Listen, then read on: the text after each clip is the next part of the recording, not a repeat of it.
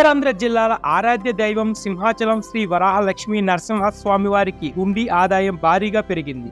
సంక్రాంతి సంబరాల సందర్భంగా లక్షల సంఖ్యలో భక్తులు తరలి రావడంతో హుండీ ఆదాయం పెరిగిందని ఆలయ అధికారులు తెలిపారు. స్వామివారి ఆలయ హుండీ ఆదాయం లెక్కింపును బుధవారం సింహగిరిపై ఉన్న పరకామణి కేంద్రంలో నిర్వహించారు. ఈవో సింగల్ శ్రీనివాసమూర్తి ఆధ్వర్యంలో అధికారులు, సిబ్బంది హుండీలను తెరిచి నగదును లెక్కించారు.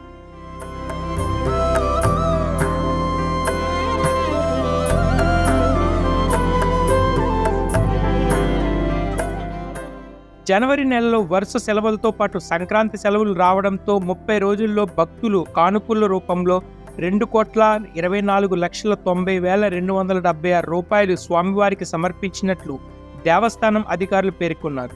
అలాగే America, Singapore, Australia, England, Malaysia, Nepal తదితర దేశాలకు చెందిన కరెన్సీ నోట్లను భక్తులు సమర్పించినట్లు తెలిపారు. దీంతో పాటు 143.9 గ్రాముల బంగారం, 14 కిలోల వెండి హుండీలో లభ్యమైనట్లు చెప్పారు.